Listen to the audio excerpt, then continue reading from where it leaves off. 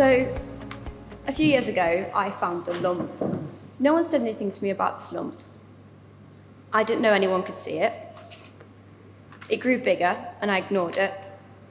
My friends would ask me to go out, and I'd say no, because I was embarrassed. And also the lump was on my legs, and I couldn't walk. A few months went by, and eventually I went to the doctor about it because I thought there was actually something wrong with my legs.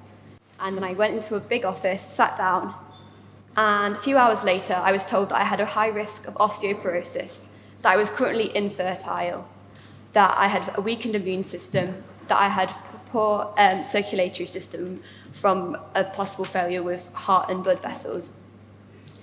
I was 19 years old and I'd been just diagnosed with anorexia nervosa. I didn't look like what I thought anorexics were supposed to look like, and I think this illustrates precisely the problem in treating eating disorders today. Anorexia is the biggest killer, one of the biggest killers of any mental health illness, partially for physical complications, but also because of suicide as well. A project which had been funded by the NIA, Freed, had come from London and had started taking in patients in Leeds. The service is designed at 18 to 25-year-olds who had had an eating disorder for less than 3 years. And of course, I was 19 and had had an eating disorder for less than 3 years, so I was able to put into the service. As soon as I went into the service, it wasted no time in getting me a weekly therapist appointment, a dietitian who completely reintroduced me to what actually a healthy diet looked like, and also a support worker who challenged me to do things that I never thought I would ever be able to do.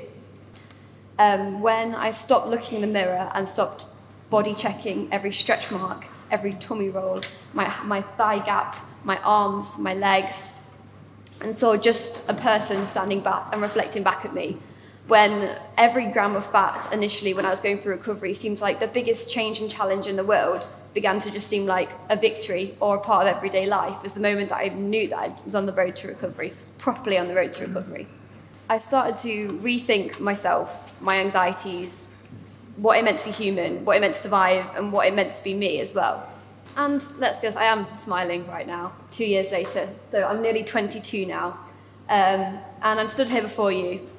I'm not underweight, and I am fully fertile, as far as I know. I am fully alert, fully awake, excited, but also totally not in control of what happens next. Because life is far too short to count your blueberries out every morning or cry at trifle.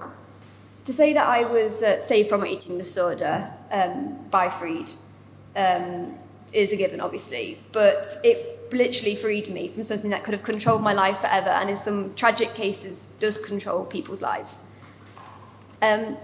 This is more than innovation, in my opinion, because innovation is a new, fresh idea.